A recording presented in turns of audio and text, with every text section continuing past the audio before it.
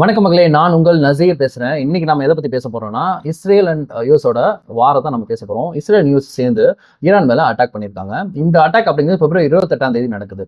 அந்த பிப்ரவரி 28ஆம் தேதி நடக்கும்போது ட்ரம்ப் வந்து ஒரு ஸ்பீச் ஒன்று தர்றாரு. அந்த ஸ்பீச்ல அவர் என்ன சொல்றாரு அப்படின்னா, அங்க இருக்கிற மக்கள், அதாவது ஈரானிய மக்களுக்கு சுதந்திரம் வாங்கி தரதுக்காக தான் இந்த போரே அப்படிங்கிறது நாங்க ஸ்டார்ட் பண்றோம். அதுதான் எங்களோட நோக்கமும் அப்படின்னு சொல்றாரு. ஸோ அது மட்டும் இல்லாம வந்து அங்க இருக்கிற ஆர்மிக்கு வந்து என்ன ஒரு மெசேஜ் சொல்றாரு அப்படின்னா, casualty is a part of the deal அப்படிங்கிறாரு. அப்படின்னு என்ன தெரியுமா? போர்ல சாதாரண செய்வீங்க, போய் போற இந்த நாட்டுக்காக போய் பண்ணுங்கள் அப்படிங்கிறாங்க. இந்த போர் அப்படிங்கிறது யூஎஸ்க்காக நடக்குதா அப்படின்னு கேட்டா நமக்கு தெரியல. இது எதுக்காக, யாருக்காக நடக்குதுன்னா, அதாவது இஸ்ரேல், அதாவது அவங்களோட பாஸ், யூஎஸ் பிரசிடென்ட், அதாவது யூஎஸ் பிரசிடென்ட்டே வந்து நெத்தன்யாகுவா ட்ரம்ப்பான்னு நமக்கு தெரியல. சரி, அதெல்லாம் ஒரு பக்கம். பட் அதாவது ட்ரம்ப்போட பாஸ் நெத்தன்யாகுக்காக தான் இந்த போரே ஈரான் மேல இஸ்ரேலும் யூஎஸும் சேர்ந்து பண்ணியிருக்காங்க. அதெல்லாம் இருக்கட்டும். அது வந்து இந்த சுதந்திரத்தை பத்தி நாம பேசுவோம். ட்ரம்ப் குறிப்பிடுற அந்த சுதந்திரம் இருக்குல்ல, அந்த சுதந்திரம் அப்படிங்கிறது ஏன் குறிப்பிடாரு அப்படின்னா, அங்க வந்து லோக்கலா வந்து ஒரு ஒரு அதாவது ஈரானுக்குள்ள இருந்து ஒரு ப்ரொட்டஸ்ட் நடக்குது. ஹிஜாப் இஷ்யூஸா இருக்கட்டும், எக்கனாமி வந்து ரொம்ப ஈரான்ல இருந்து வீழ்ச்சி அடையுது அப்படின்னு சொல்லிட்டு இதெல்லாம் சேர்த்து வச்சு ஒரு ப்ரொட்டஸ்ட் அங்க நடக்குது. கொலைகளும் நடக்குது. அந்த ப்ரொட்டஸ்ட் பண்றவங்கள கொலைகளும் பண்ணிட்டு இருக்காங்க. ஸோ இதெல்லாம் வந்து நாங்க வந்து மீட்டெடுக்க தான் நாங்க வந்து இந்த போரை நடத்துறோம். உங்களுக்கு சுதந்திரமும் நான் வாங்கி தர போறோம் அப்படின்னு ட்ரம்ப் சொல்லி இந்த போரை பண்றாரு. ஆனா போர் ஆரம்பிச்ச முதல் நாளே என்ன நடக்குது அப்படின்னா, மினாப் அப்படிங்கிற ஒரு ஸ்கூல், அதாவது முஸ்லீம் ஸ்கூல்ல வந்து கேர்ள்ஸ் படிக்கிற, சின்ன குழந்தைங்க படிக்கிற ஒரு ஸ்கூல் நினைக்கிறேன். அந்த ஸ்கூல் மேல குண்டை போடுறாங்க யூஎஸும் இஸ்ரேலும் சேர்ந்து. அதுல வந்து கிட்டத்தட்ட எத்தனை பேர் இறந்து போறாங்க தெரியுமா? 51 சிறுமிகள், அதாவது 7ல இருந்து 12 வயசுக்குள்ள ஒரு சிறுமிகள் வந்து இறந்து போறாங்க. 100 பேருக்கு மேல வந்து அந்த அட்டாக்ல வந்து பாதிக்கப்படுறாங்க. இவங்க சொல்ற சுதந்திரம் அப்படிங்கிறது இப்படிதான் இருக்கு. அப்படின்னா குண்டு எல்லாம் போட்டு கொல்லுவேன், உன்னெல்லாம் இருக்கிறவங்களாம் கொன்னுட்டு மிச்சம் இருக்கிறவனுக்கு வந்து அந்த சுதந்திரத்தை வந்து கொடுப்பேனா அப்படிங்கிறது தெரியல. அந்த அந்த மிச்சம் இருக்கிறவங்களுக்கு சுதந்திரம் கொடுப்பாங்களாங்கிறது தெரியல. பட் இவங்க சொல்ற சுதந்திரம் அப்படிங்கிறது இந்த மாதிரி தான் இருக்கு.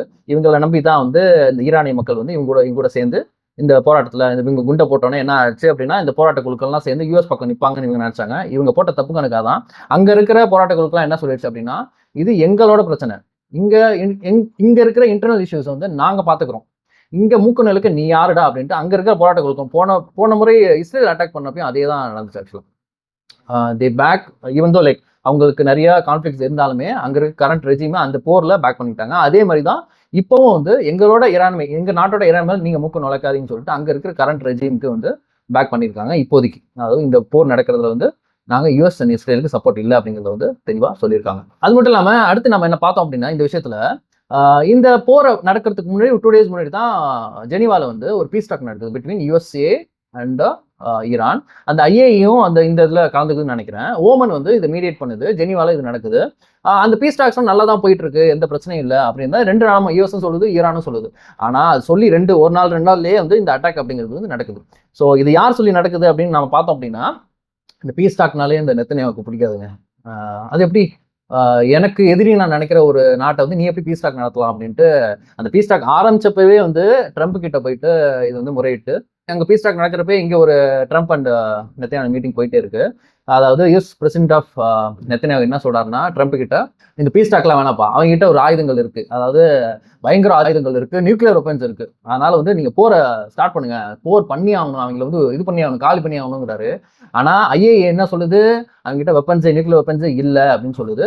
அதே மாதிரி ஈரானும் அதை உறுதி சொல்லிக்கிட்டே இருக்காங்க, இவங்ககிட்ட இல்லப்பா இல்லப்பான்ட்டு. ஆனா வந்து இவங்க திரும்ப திரும்ப அந்த நெத்தன்யாகு வந்து போர் வெறி கொண்ட நெத்தன்யாகு என்ன சொல்றாரு, அவங்ககிட்ட இருக்கு, நீங்க வந்து போர் தொடுத்தே ஆகணுங்கிறாரு.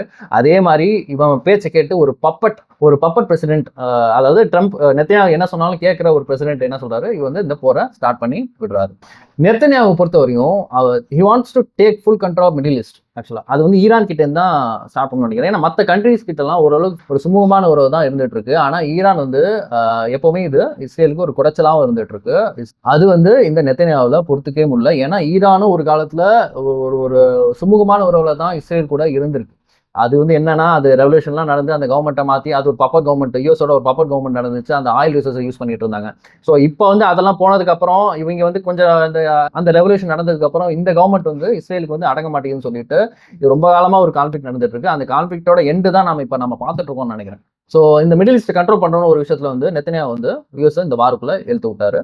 இந்த வார் ஸ்டார்ட் ஆனதுல ஈரானுக்கு மட்டும் பிரச்சனை கிடையாது, அங்க இருக்க சுத்தி இருக்க மிடில் ஈஸ்ட்டுக்கே ரொம்ப பெரிய ஒரு பிரச்சனையா இருக்கு. ஏன் அப்படின்னு கேட்டோம் அப்படின்னா, ஈரான் வந்து இஸ்ரேலை மட்டும் இந்த வாட்டி அட்டாக் பண்ணாம அங்க இருக்கிற அமெரிக்கன் பேசஸையும் அட்டாக் பண்ணுது. கிட்டத்தட்ட 27 பேசஸ் வந்து மிசைல்ஸ் வச்சு அட்டாக் பண்ணியிருக்கு.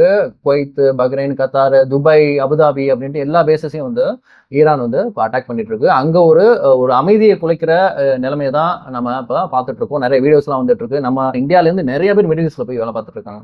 ஸோ அப்போ அவங்களோட நிலைமையெல்லாம் என்ன ஆக போகுது, அங்க இருக்கிற எக்கனாமி அப்படிங்கிறது எந்த அளவுக்கு, இந்த போர் தொடர்ந்தால் அங்க இருக்கிற எக்கனாமி அப்படிங்கிறது எந்த அளவுக்கு வீழ்ச்சி அடைய போகுது, இங்கேயும் அது எஃபெக்ட் ஆக போகுது, ஆயிலோட ரேட் அப்படிங்கிறது அஃபெக்ட் ஆக போதா அப்படின்னா நம்ம வந்து இனிமே தான் நமக்கு பொறுத்து. இந்த போர் எவ்வளோ நாளைக்கு போதோ அவ்வளோ நாளைக்கு வந்து கண்டிப்பாக உலக நாடு எல்லாத்துக்குமே ஒரு பாதிப்பு கண்டிப்பாக இருக்கும். இன்னைக்கோட அப்டேட் நம்ம பார்த்தோம் அப்படின்னா, இந்த போர்ல அயத்துல்லா கொமேனி அந்த ஹையஸ்ட் லீடர் ஆஃப் ஈரான் வந்து டார்கெட்டட் மிசைல் அட்டாக்ல வந்து கொண்டு இருக்காங்க. இங்க இருக்கிற இஸ்ரேல் மொசாத் ஏஜென்ட் வந்து வேவு பார்த்து கிட்டத்தட்ட அவரோட இருப்பிடத்தை கண்டுபிடிச்சு அந்த அட்டாக் வந்து நடத்திருக்கு யூஎஸ். அந்த அட்டாக் நடந்ததுல கொமேனி மட்டும் இல்லாமல் அவங்க பேரன்கள், மருமகள் எல்லாமே அந்த ஒரு ஜென்ரேஷன், ஃபுல் ஜென்ரேஷனுமே வந்து அழிச்சிருக்காங்க. கொமேனி வந்து கொண்டதை வந்து ஈரானும் கன்ஃபார்ம் பண்ணிடுச்சு. அதுக்கப்புறம் வந்து ஒரு பயங்கர ஒரு ரிப்ளையும் கொடுத்துருக்கு. எங்களோட ஃபைனல் அட்டாக்கை நீங்க பார்க்க போறீங்க, ஒரு ப்ரூட்டலான ஒரு அட்டாக்கை நீங்க பார்க்க போறீங்க அப்படின்னு ஒரு வார்னிங்கும் கொடுத்துருக்கு. இந்த போர் அப்படிங்கிறது நெக்ஸ்ட் லெவல்ல போகுதுன்னு நான் நினைக்கிறேன்.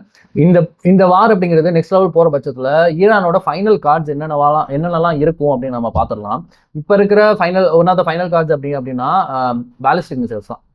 அவங்கள்ட்ட ஏர் வைஸா அந்த வந்து ஜெட்ஸ்லாம் அவங்கள்ட்ட வந்து கிடையாது. ரொம்ப பழைய ஜெட்ஸ்ன்னு சொல்றாங்க. அவங்கள்ட்ட இருக்கிற போன முறையும் அதே பிரச்சனை இருந்துச்சு. ஒரு ஏர் கண்ட்ரோல் வந்து இஸ்ரேல் போன வாட்டி எடுத்துச்சு. அதே கண்ட்ரோல் வந்து ஈரான் ஏன் எடுக்க முடியல அப்படின்னா, ஜெட்ஸ் அவங்கள்ட்ட ஃபைட்டர் ஜெட்ஸ் கிடையாது. ஆக்சுவலா இருக்கிறது தான் பழைய ஜெட்ஸ் அப்படிங்கிறதால அவங்கள்ட்ட வந்து ஒரு ஏர் வைஸா அவங்க வந்து ரொம்ப வீக்கா இருக்காங்க. ஆனா அந்த ஃபைனல் கார்டில் ஒன் ஆஃப் த ஒரு ப்ரூட்டல் அட்டாக் பண்ற ஒரு விஷயம் என்ன அப்படின்னா, பாலிஸ்டிக் மிசைல்ஸ் தான் வந்து ரொம்ப ரொம்ப ஒரு ஹெல்ப்ஃபுல்லா இருக்கும் போது தங்கள்கிட்ட இருக்கிற எல்லா பாலிஸ்டிக் மிசைல்ஸும் இதுதான் அவங்களுக்கு எண்டு அப்படின்னு நினைச்சிட்டாங்க அப்படின்னா, இருக்கிற எல்லா பாலிஸ்டிக் மிசைல்ஸும் வந்து அவங்க யூஸ் பண்றதுக்கான முழு வாய்ப்புகளும் இருக்கு. இது எந்த அளவுக்கு வந்து ஒரு ஸ்திரத்தன்மை கிரியேட் பண்ண போகுது அப்படின்னு நமக்கு தெரியல. நாட் ஒன்லி ஃபார் இஸ்ரேல், அந்த இஸ்ரேல் மக்களுக்கு மட்டும் இல்ல, அங்க ஏர் பேசஸ் அங்க இருக்கிற வந்து துபாய், அந்த மிடில் ஈஸ்ட் கண்ட்ரி எல்லாத்துலயுமே வந்து அமைதி குலைக்கிறதா தான் இருக்கும். இது கண்டிப்பா வந்து அவங்க வந்து ப்ரூட்டல் அட்டாக்கா அவங்க கையில எடுப்பாங்க with help of ballistic missiles. அதான் ரெண்டு ஃபைனல் கார்டு, ஒன்று பாலிஸ்டிக் மிசைல்ஸ், இன்னொன்று பார்த்தோம்னா இதுதான். இது என்ன அப்படின்னா ஸ்ட்ரைட் ஆஃப் ஹர்மூஸ். இது என்ன அப்படின்னா இந்த பாத்வே ஆஃப் ஆயில் டிரான்ஸ்போர்ட்டேஷன். ஆக்சுவலா ஒரு இந்த யூரோப்லேருந்து இன்னொரு கண்ட்ரிக்கு போகிறது, இந்தியாவுக்கு வருது, இது கிட்டத்தட்ட வந்து உலகம் பூரா போகிற எண்ணெய் போக்குவரத்து அப்படிங்கிறது வந்து இந்த ஸ்ட்ரைட் ஆஃப் ஹார்மோஸில் தான் இருக்குது அப்படின்னு சொல்கிறாங்க. ஸோ அது போன தடவை இஸ்ரேல் அட்டாக் அப்பயே வந்து இதை மூடுறதுக்கான ஐ திங்க் ஈரான் பார்லிமெண்ட் வரையும் இது வந்து போச்சுன்னு நினைக்கிறேன், கன்சிடர் பண்ணுறாங்க. நியூஸ்லாம் வந்து ஸ்ப்ரெட் ஆச்சு. ஆனால் இந்த வாட்டி அவங்க வந்து கண்டிப்பாக இதுதான் எண்டு அப்படின்னு நினச்சிட்டாங்க அப்படின்னா இதை வந்து கையில் எடுக்கிறதுக்கான வாய்ப்புகள் கண்டிப்பா இருக்கு. அப்படிங்கிற பட்சத்துல எண்ணெய் போக்குவரத்துகள் பாதிக்கப்படும். இங்க வந்து எண்ணெய் விலை அப்படிங்கிறது கடுமையா ஏறும். இப்ப இருக்கிற ரேட்டை விட டபுள் ஆகிறதுக்கு கூட சான்சஸ் இருக்கு. அது மட்டும் இல்லாம ஒரு எக்கனாமிக்கா எல்லா கண்ட்ரிக்கும் வந்து மிகப்பெரிய வந்து பாதிப்பை வந்து உண்டாக்கும். இந்த வார் அப்படிங்கிறது எந்த விதத்திலுமே வந்து நம்ம சப்போர்ட் பண்ணவே கூடாது. ஆப்கானிஸ்தான்ல என்ன பண்ணாங்களோ, பாலஸ்தீன இஸ்ரேல் என்ன பண்ணிச்சோ, ஈராக்ல வந்து யூஎஸ் என்ன பண்ணிச்சோ, அதே தான் இங்கேயும் பண்ண பாக்குறாங்களா அப்படின்னு நமக்கு தோணுது. ரொம்ப வருஷங்கள் அதெல்லாம் பார்த்து அது ஈராக், ஆப்கானிஸ்தான் ரொம்ப வருஷம் ஆச்சு. பாலஸ்தீன் இப்பயும் போயிட்டு இருக்கு.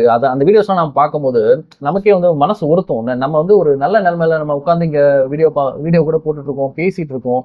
அந்த அந்த மக்கள்லாம் இந்த மாதிரி நிலைமையில எப்படி இருப்பாங்க அப்படின்னு நினைக்கும் போதே நமக்கு வந்து என்னடா அப்படிங்கிற ஒரு ஒரு ஒரு ஃபீலிங் இருக்கும்ல நமக்கு. அது வந்து நமக்கு தெரியுது.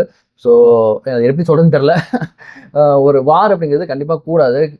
சும்மா ஒரு கை கீறல், ஏதாவது ரத்தம் வந்துட்டா கூட நமக்கு வந்து ஒரு மாதிரி ஆயிரும். நிறைய பேருக்கு தலையை சுத்தம். ஒரு வார் ஒரு சுச்சுவேஷன் கிரியேட் பண்றது அப்படிங்கிறது வந்து 51 குழந்தைகளை கொள்றது அப்படிங்கிறதுலாம் வந்து எப்படி நம்ம எடுத்துக்கிறதுன்னு நமக்கு அது தெரியல.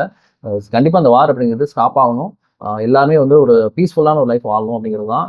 அதுக்காக தான் இந்த உலகமும் இருக்கு. ஸோ அதுக்காக தான் நாமளும் வந்து ப்ரேவும் பண்ணிக்கிறோம். ஸோ நீங்களும் அதே மாதிரி ப்ரே பண்ணுங்க. உங்களோட கமெண்ட்ஸ் ஏதாவது இருந்தால் எங்களுக்கு கமெண்ட்ல சொல்லுங்க.